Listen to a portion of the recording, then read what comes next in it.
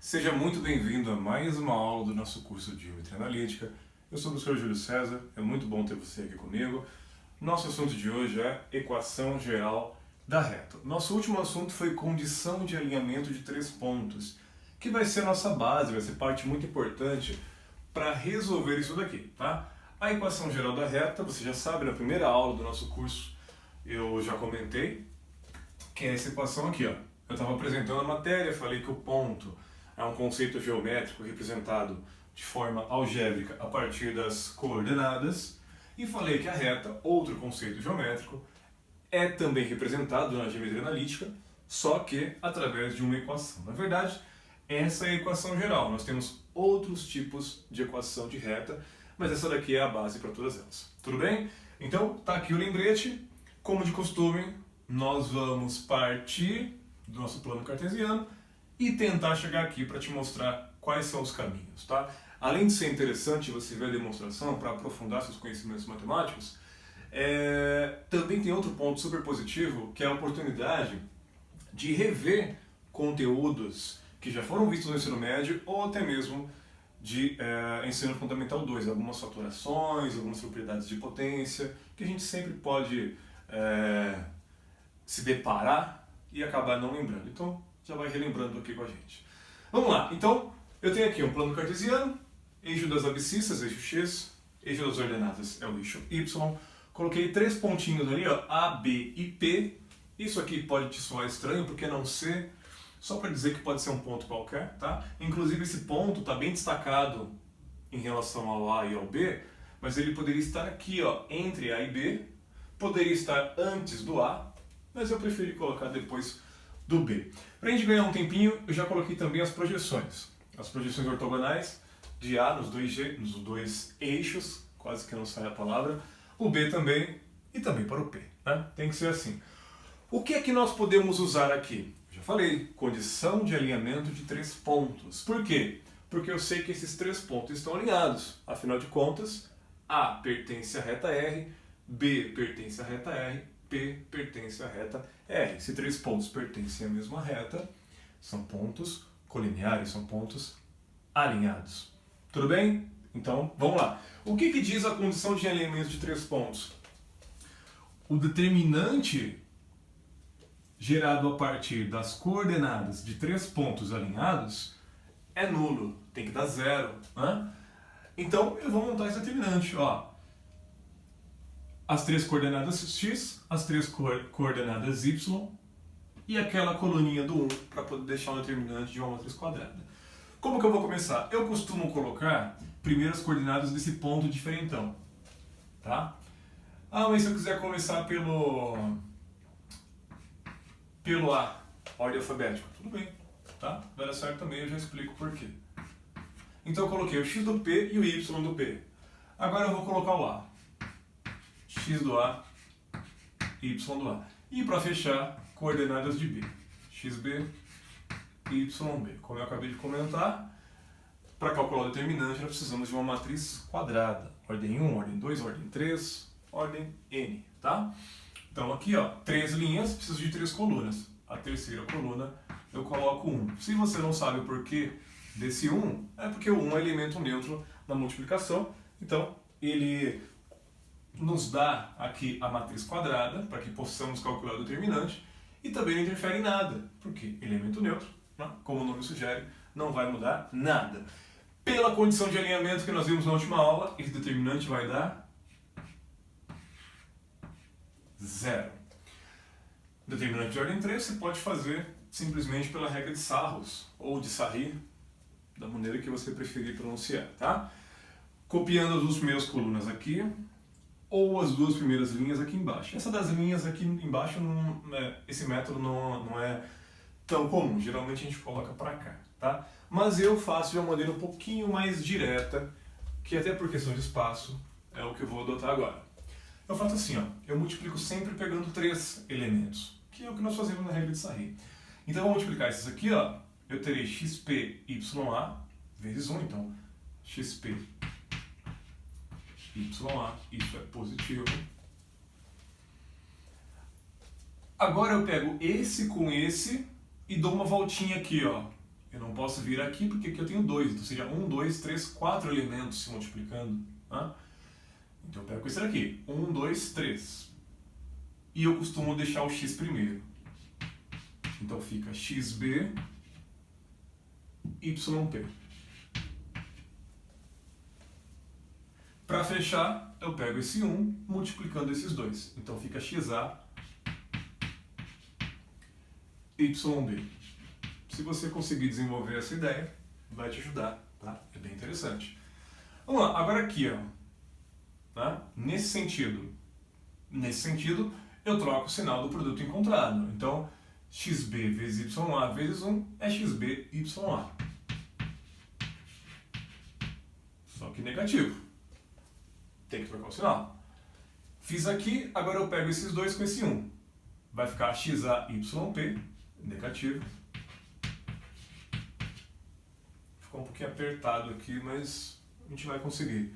Então aqui, aqui e agora aqui para fechar. Então, menos xp yb, até que ficou bonitinho, tá? E tudo isso tem que dar zero. Antes de prosseguir, deixa eu só comentar uma coisinha. Lembra que eu falei, tanto faz a ordem que você vai colocar aqui? Na teoria de determinantes, esse tanto faz está incorreto, tá? Se eu calculo um determinante rapidinho, só um esboço, ó, determinante ABCD, vai ficar mais AD menos BC. Se você inverter isso aqui, colocar o AB para baixo e o CD lá para cima, como que fica isso aqui? Ó? Fica mais BC menos AD. Percebeu que eu troquei os sinais? Ou seja, assim eu encontro um valor K. Se eu permuto, se eu troco de posição duas fileiras, sejam duas linhas ou duas colunas, o meu determinante troca de sinal, ele fica oposto, tá? Mas por que eu falei que aqui tanto faz? Porque o valor desse determinante, de acordo com a condição de alinhamento de 3 pontos, e é por isso que eu repito muito teoria, porque você vai ligando uma coisa com a outra, de acordo com a teoria de alinhamento de 3 pontos, esse determinante vai dar zero. E qual que é o oposto de zero? Menos zero, como disse um aluno meu, foi até engraçado. Não, zero, o oposto de zero é zero. Então não importa a posição que eu vou colocar aqui, tá? Vai dar zero. Tudo bem? Então, na teoria de determinantes, isso é importante. Vai trocar o sinal. Mas o determinante aplicado aqui, ó, na condição de alinhamento de 3 pontos, como isso aqui vai dar zero, o oposto de zero é zero, então tanto faz qual que eu vou começar, se eu vou trocar essa coluna para cá, vai dar tudo certo, tá? Vamos lá, então cheguei até aqui, o que eu posso fazer agora? Aqui, já por experiência, por prática, eu já sei o que eu tenho que fazer, né? O cara que vai ver isso aqui a primeira vez, chega nesse ponto, vai ficar meio perdido, mas aqui é simples. E a jogada é a seguinte, eu vou isolar as coordenadas de P, o ponto diferentão, tá? O diferentão. Então, de preferência, o X, tá? Depois o Y de P. Só para ficar mais simples, eu vou fazer assim, ó. XP, YA, vou colocar o positivo primeiro, questão de conveniência mesmo. XP, YA, ó, os que eu tô trazendo para cá, vou marcando aqui, ó, só para não repetir elemento e não esquecer ninguém. XP, YA, qual que é o próximo XP? É esse aqui, ó, menos XP, YB. Foi também. Esse X aqui não quer funcionar. O Júlio não quer trabalhar. Foi. Y agora, vamos lá, mais YP, deixa eu procurar o YP positivo, é esse aqui, ó.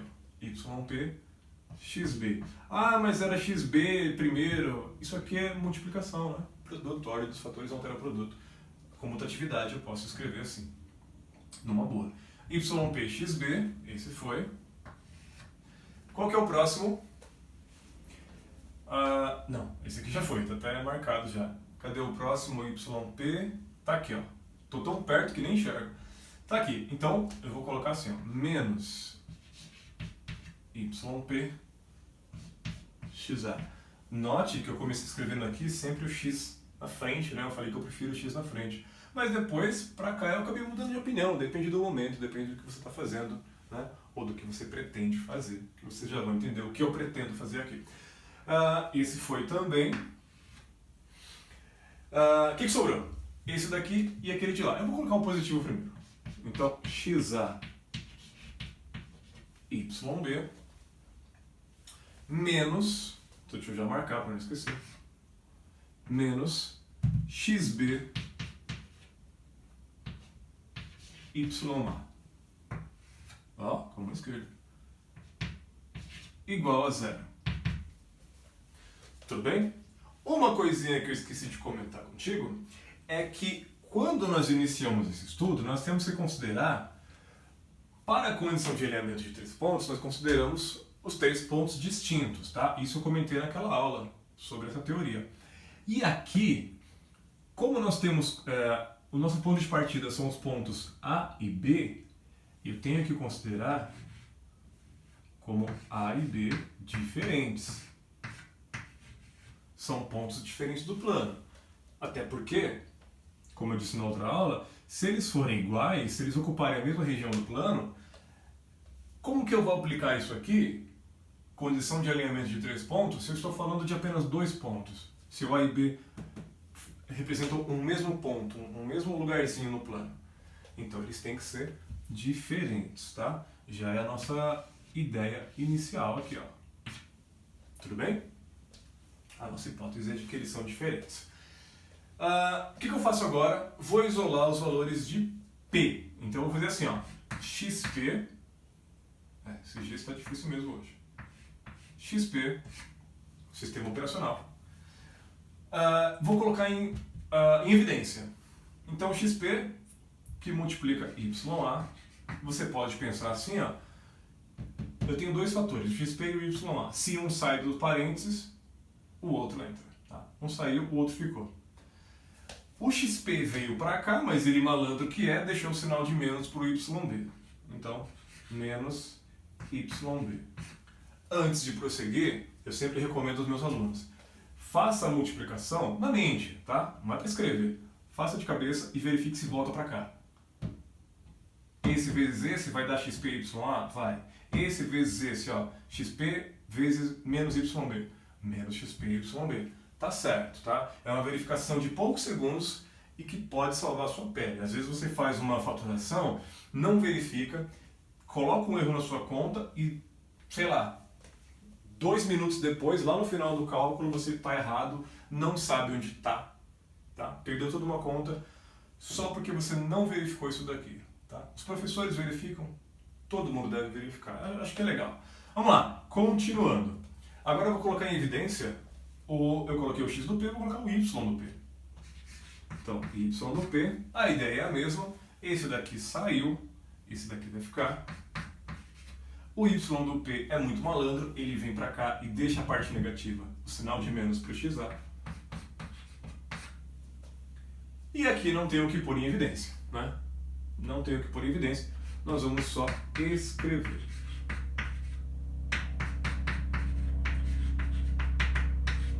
Essa daqui, então, é a nossa equação geral da reta.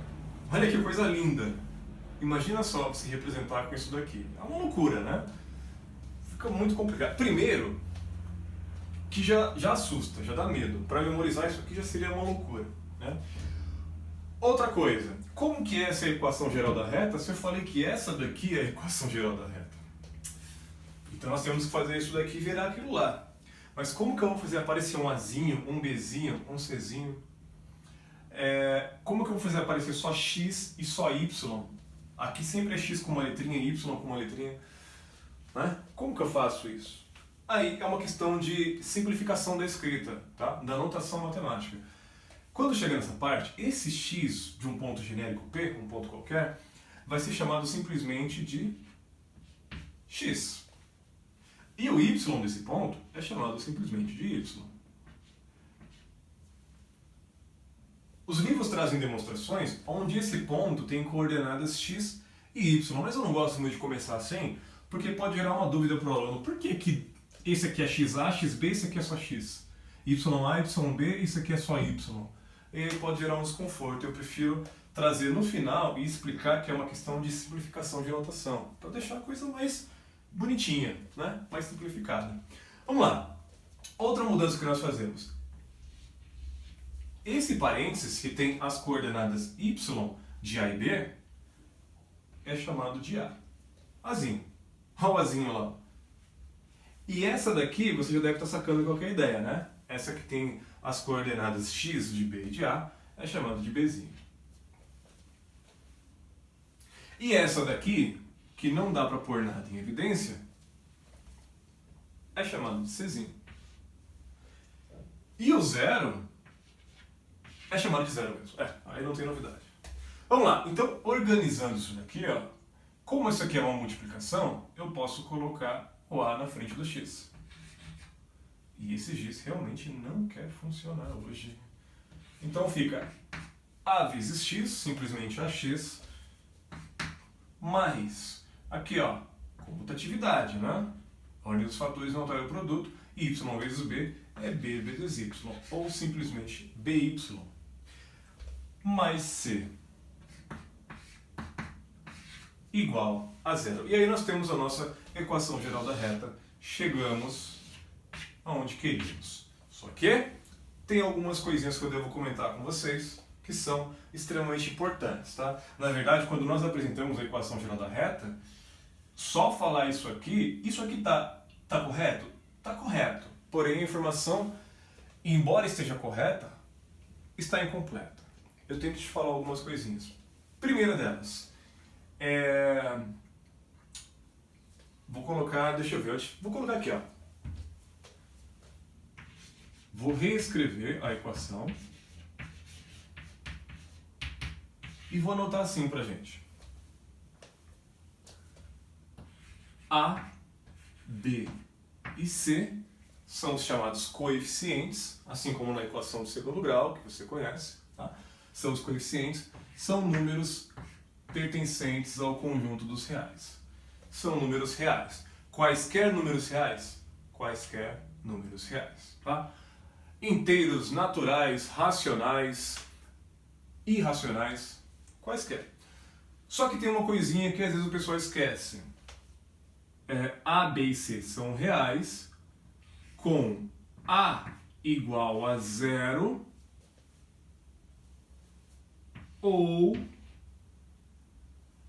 B igual a zero.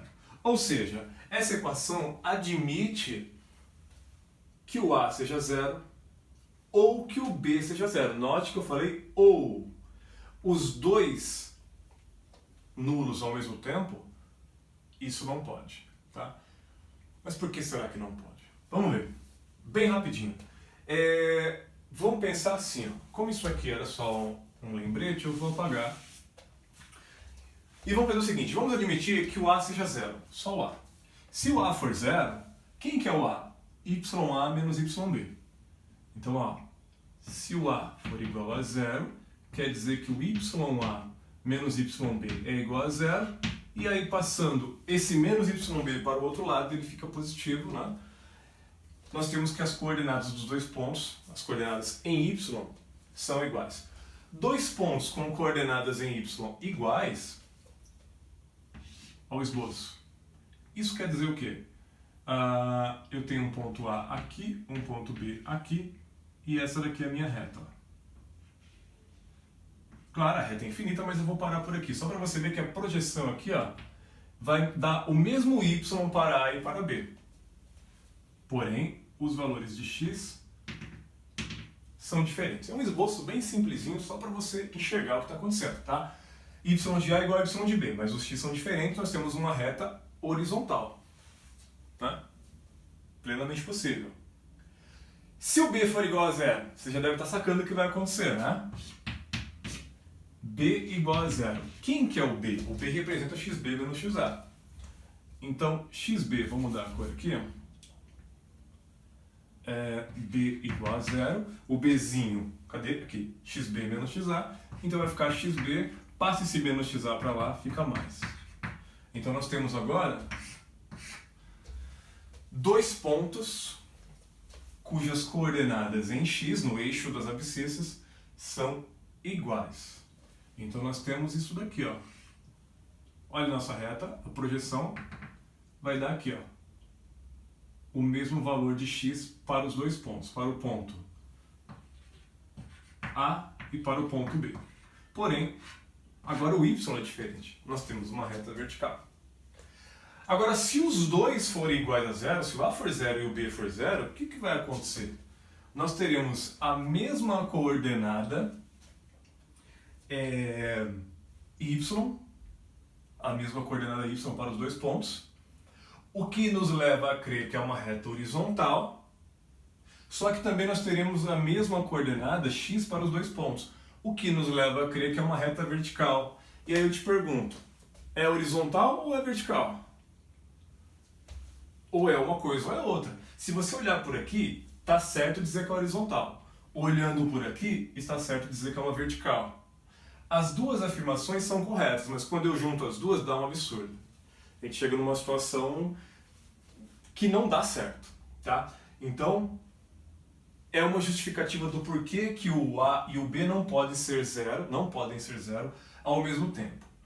Outra justificativa é o seguinte, se eu tenho o A e o B nulos, quer dizer que as coordenadas y serão iguais e as coordenadas em x também serão iguais, logo A e B ocupam a mesma região do plano. Logo eles são pontos iguais, mas olha a nossa hipótese aqui, ó. Não devem ser iguais, A diferente de B. Isso daqui vai contra a nossa hipótese de que A é diferente de B. Então, uma segunda abordagem para mostrar o porquê que o A e o B não podem ser nulos simultaneamente. Vamos lá? Então, só para fechar essa nossa aula, essa é a equação geral da reta. Esse é o caminho que nós utilizamos, partindo daquele princípio lá da condição de elementos de 3 pontos. Falei algumas coisas sobre determinantes, a nossa hipótese de que os pontos são diferentes, a nossa leitura aqui, ó, do porquê que o A e o B não podem ser diferentes, não podem ser iguais a zero ao mesmo tempo, mas em momentos diferentes o A pode ser zero, o B pode ser zero. E lembrando que A, B e C são os coeficientes e são quaisquer números reais. Espero que você tenha gostado dessa aula, ficou um pouco mais longa do que eu esperava, mas fazer o que, né? Falar de tudo isso aqui em 5 minutos é covardia, né? É ruim pra mim, é ruim pra você que está me assistindo. Então, vou falar de novo, espero que você tenha gostado. Se quiser, pode se inscrever no canal, pode compartilhar, pode falar bem, ei, que legal, dá aquele like e eu espero você comigo aqui na próxima aula. Muito obrigado e até lá!